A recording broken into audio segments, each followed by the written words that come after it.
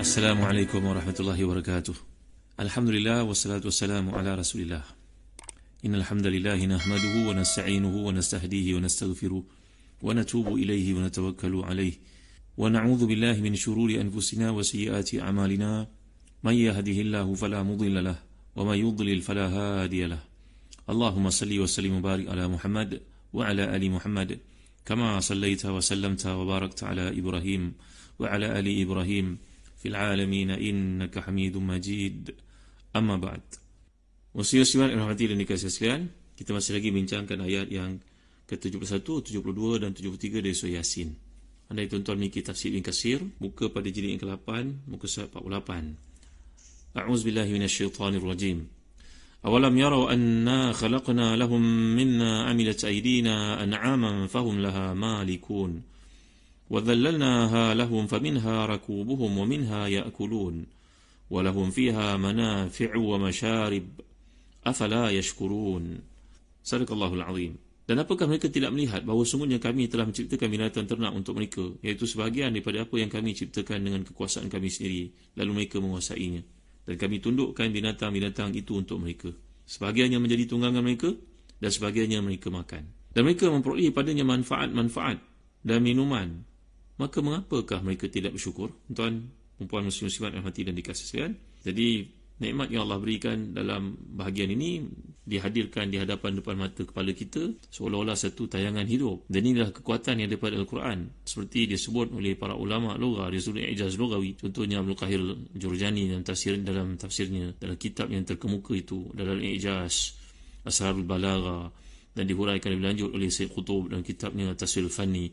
Inilah kekuatan yang ada pada Al-Quran untuk dia menghadirkan di hadapan kita setiap scene itu, gambar itu, seolah-olah ia bergerak untuk mereka fikirkan. Dan bukanlah satu benda yang bijak untuk mengajar bab kambing, dibawa masuk kambing dalam kelas oleh seorang guru.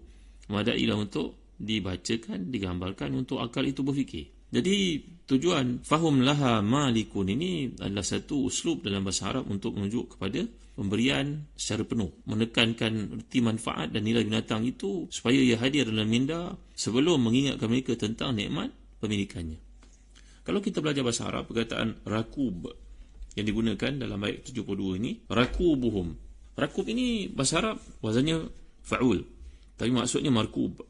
Kerana dalam bahasa Arab perkataan rakub ini wazan fa'ul ada hadir dalam bentuk halub, contohnya dipanggil naqa halub, unta yang boleh diperah susunya. Mahlub, asalnya mahlub tapi digunakan yang dipanggil tidak mengikut qiyas, halub, hasur contohnya. Ia bermaksud maf'ul. Jadi ada juga dibaca oleh Ubay dan juga Aisyah radhiyallahu anhuma rakubatuhum. Tapi maksudnya sama. Jadi dalam konteks hari ini nak menunjukkan kepada kita nikmat penciptaan binatang ni tadi, bahawa mereka dapat menaikinya. Dalam bahasa Arab kalau kita lihat, bila Allah menyebut perkataan di sini mimma amilat aydina an'ama, ini satu isti'arah tamthiliyah, iaitu menyerupakan buatan Allah SWT dalam menciptakan dan bentuk sesuatu, disamakan dengan seorang yang mengerjakan satu dengan kedua tangannya. Artinya menyempurnakan sebaik mungkin. Macam seorang itu masalah lalu dia kata ini air tangan saya, nak menceritakan bahawa itu sentuhan dia. Maka dalam fokus ayat ini menceritakan tentang nikmat yang Allah berikan itu adalah khusus Allah jadikan untuk manusia. Begitu maksudnya. Ini dari sudut majaznya. Dan kemudian walahum fiha manafi'u wa masharib. Ini penyebutan bahagian ini, frasa ini setelah faminha rakubuhum. Ini bentuk satu sebutan bersifat umum selepas khusus, zikrul am ba'al khas. Ini juga satu pendekatan dalam uslub balaghah. Kemudian datang afala yashkurun. Ini merupakan satu istifham inkari. Ditujukan satu bentuk cercaan kepada musyrikin, kecaman buat mereka. Selepas kamu memiliki segala nikmat ini, kamu lihat, kamu memperoleh, mereka boleh memiliki mungkin ribuan ekor kambing di kawasan jajahan ternaknya di Argentina, di mana tempat dalam dunia, di Asia Tengah ataupun di Australia. Golongan ini, apakah kamu tak fikir mengapa Allah Taala jadikan ini untuk kamu? Kamu tak fikir ke siapa yang beri kepada kamu nikmat ini? Wahum lahum jundum muhdharun. Ini bukan satu kalimah tashbih baligh. Dalam bahasa Arab, tashbih itu ada berbagai-bagai bentuk. Ini tashbih baligh. Maksudnya, sebagaimana tentera yang berpasukan itu mengabdikan diri dan membela tuannya. Kerana bagi orang-orang kafir itu, bagi mereka meletakkan berbagai-bagai Tuhan. Macam kisah Nabi SAW bertemu dengan seorang ketua di kalangan Quraisy yang nak berdebat dengan Nabi isu ketuhanan. Lalu Nabi bertanya kepadanya, Husain, namanya Husain, Am Husain, Berapakah Tuhan yang kamu sembah? Jawapannya 7. 7 Tuhan. Berapa di langit, berapa di bumi? Jawapannya 6 di bumi, 1 di langit. Kalau hujan tak turun, dengan siapa engkau minta? Wahai Husain, kam ta'bul yawm ilahan? Qala 7, 6 fil ard wa wahidan fis sama'. Qala fa'yuhum tu'ad li raghbatika wa rahbatik. Di mana satu kamu akan minta tolong? Kalau dalam keadaan susah atau payah kamu, kesenangan, kesusahan, dapat anak, tak dapat anak, kemarau dan sebagainya. Qal ladzi fis sama'. Dalam hadis Tirmizi ini, bahawa beliau menjawab kepada Rasulullah SAW, kalau Tuhan ini nak diminta kepada yang ada di langit. Habis yang ada di bumi, 6 orang tu buat apa, wahai Husain? Maka dia tak dijawab, bungkam dia dengan soalan yang ditujukan Nabi SAW kepadanya. Maka Nabi mengajar kepadanya, wahai Husain, mahu tak engkau kalau engkau masuk Islam, aku ajar kepada kamu 2 kalimah. Kau baca doa ini, Allah beri manfaat untuk kamu. Maka masuk Islam Husain ni tuan-tuan, dimupakan bapa kepada Imran bin Husain. Imran ni masuk Islam lebih awal daripada ayahnya. Maka Nabi pun mengajar kepada Husain Hasad Yanun, ya, ejaannya. Maka beliau pun diajar Nabi SAW doa, Allahumma alhimni rushdi wa a'idhni min syarri nafsi. Allahumma alhimni rushdi wa a'idhni min syarri nafsi. Ya Allah, ilhamkan kepada aku petunjuk dan selamatkan aku dari kebodohan diriku sendiri, kejahatan diriku sendiri. Jadi ayat ini merupakan lanjutan kecaman kepada kaum musyrikin yang bersifat lengah dan tak mahu memperhatikan kekuasaan yang Allah tunjukkan terhampar di mana-mana. Sifat derhaka mereka ni tidak mensyukuri nikmat yang dianugerahkan pada mereka, termasuk Allah menundukkan untuk mereka binatang ternak ni semua. Tidaklah sebesar penderhakaan mereka yang disebut oleh ayat-ayat yang menyatakan, dan mereka memaksa seorang itu menentang fitrah kesucian yang dianugerahkan Allah kepada setiap insan, sehingga mereka mengambil untuk disembah selain daripada Allah SWT. Ini dapat kita faham dalam ayat bila Allah menyatakan wattakhadhu min dunillahi alihatan la'allahum yunsarun, bahawa mereka ni mengambil selain daripada Allah SWT untuk menjadi sembahan-sembahan. Ini dalam ayat 74, 75 dan 76 selepasnya, iaitu a'udzubillahi minasyaitanirrajim. واتخذوا من دون الله آلهة لعلهم ينصرون لا يستطيعون نصرهم وهم لهم جند محضرون فلا يحزنك قولهم إنا نعلم ما يسرون وما يعلنون. Mereka mengambil sembahan-sembahan selain daripada Allah agar mereka mendapat pertolongan. Bahala-bahala itu tak dapat menolong mereka, padahal bahala-bahala itu menjadi tentera yang disiapkan untuk menjaga mereka. Maka janganlah ucapan mereka menjadikanmu, sungguhnya kami mengetahui apa yang mereka rahsiakan dan apa yang mereka nyatakan. Jadi ini lanjutan daripada bahagian yang lalu ketika Allah menyebut tentang nikmat-nikmat yang berikan berupa haiwan ternakan itu, yang telah kita nyatakan bagaimana manusia boleh membela ratusan ekor unta, mungkin ratusan kambing, lembu, tetapi mereka tidak mampu untuk menundukkan binatang lain sebanyak itu. Serigala, harimau contohnya, ataupun anjing sekalipun, mereka takkan dapat kumpulkan sebanyak itu. Maka bahkan lalat yang kecil itu mereka tak mampu untuk menundukkannya, tetapi Allah beri pada mereka haiwan yang besar daripada mereka, seperti lembu, seperti kerbau contohnya. Ini an'am, binatang-binatang ternak. Jadi apabila mereka masih lagi ingkar, dan keingkaran itu diteruskan lagi dengan sikap mereka, kebejatan yang mereka lakukan, iaitu mereka mempersoalkan dan mereka menjadikan sembahan-sembahan selain daripada Allah SWT itu dengan harapan kiranya dalam bentuk apa yang disembah itu dapat menolong mereka. Jadi maknanya sembahan-sembahan itu saya langsung atau tidak langsung tidak dapat menolong mereka sebenarnya. Padahal sembahan-sembahan itu menjadi tentera yang disiapkan untuk menjaga mereka yang menyembahnya. Ini terjadi di negara China sebagai contohnya. Berapa puluh tahun lalu mereka telah menemui di bawah bumi sekumpulan batu yang membentuk tentera-tentera yang telah pun dibuat oleh maharaja-maharaja seperti itu dengan tujuan untuk menjaganya. Patung-patung bahala itu dianggap sebagai tentera untuk menjaganya, ataupun sebaliknya. Jadi jundun yang dimaksudkan di sini sama ada patung bahala itu dapat melindungi mereka daripada perkara-perkara keburukan, ataupun mereka sendiri yang akan mempertahankan rumah-rumah berhala mereka itu. Lihat bagaimana Nabi SAW mengutuskan para sahabat, contohnya Khalid Walid, contohnya Jarir bin Abdullah Al-Bajali radhiyallahu anhum, contohnya bagaimana Nabi telah mengutuskan Mughirah bin Syu'bah untuk merobohkan patung berhala di tempat masing-masing. Maka ada sebahagian daripada kaum yang belum masuk Islam itu, mereka mempertahankan patung itu. Cuma mereka menjadi takut melihat kebanyakan sahabat handai kaum mereka telah masuk Islam, tapi ada juga yang masih mempertahankannya. Contohnya ketika Mughirah ingin merobohkan, maka datanglah sebahagian daripada kaumnya itu mempertahankannya, berkata, Mughirah, patut tak engkau merobohkan patung menjadi sembahan datuk nenek moyang kita?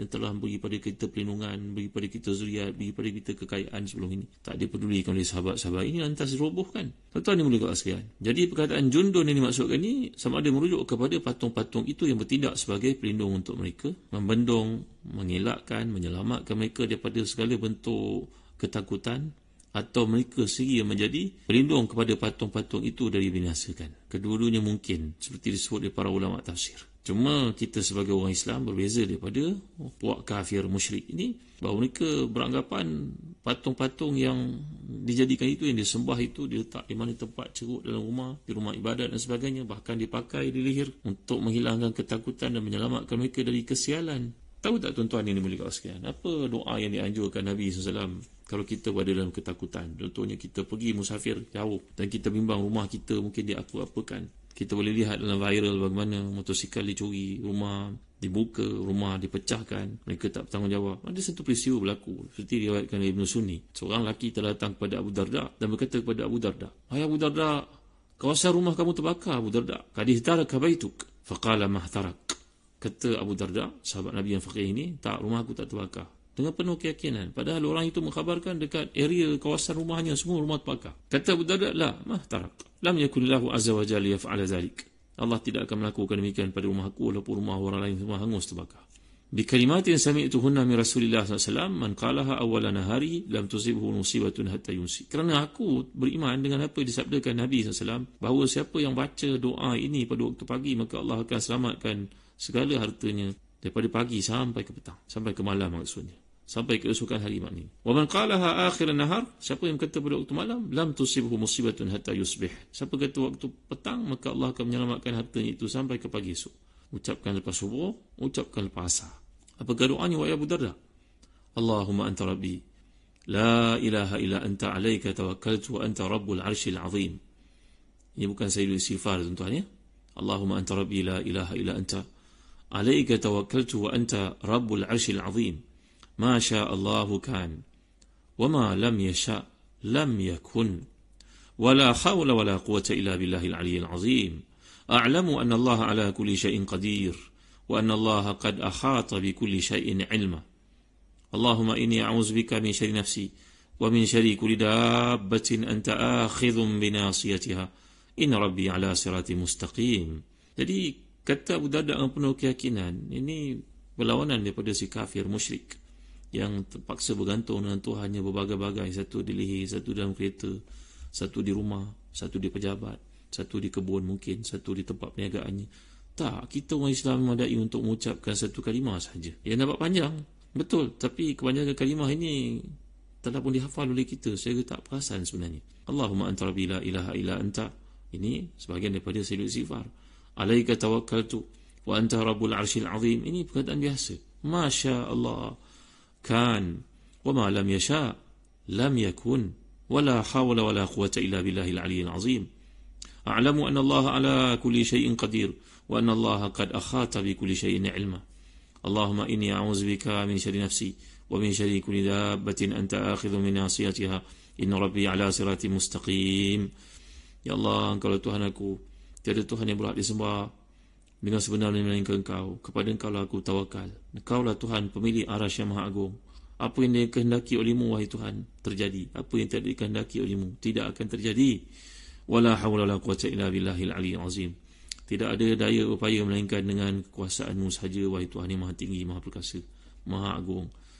A'lamu anna Allah ala kulli syai'in qadir. Aku mengetahui bahawa Allah Ta'ala di atas segala satu maha berkuasa. Wa anna Allah qad akhata bi kulli syai'in ilma. Dan Allah telah meliputi pengetahuannya akan segala sesuatu. Allahumma inni a'udzubika min syarri nafsi. Allah, aku mohon perlindungan kepadamu dari segala kejahatan diriku. Wa min syarri kulli dabbatin anta akhidhun min nasiyatiha. Dan segala keburukan yang kau miliki pegangan terhadap ubun-ubunnya. Inna rabbi ala siratin mustaqim. Sungguhnya Tuhanku atas jalan lurus. Doa ini tuan-tuan, seperti yang sebutkan tadi, menyelamatkan. InsyaAllah kita akan belajar lebih lanjut apakah implikasi doa ini dalam kisah Abu Darda ketika rumah orang lain semuanya terbakar. Hadis ini ada dalam riwayat Ibn Sunni. Wallahu a'lam. Sallallahu ala sayyidina Muhammad wa ala alihi wa sahbihi wa baraka wasallam. Walhamdulillahi rabbil alamin. Wa barakallahu fikum. Wassalamu alaikum warahmatullahi wabarakatuh.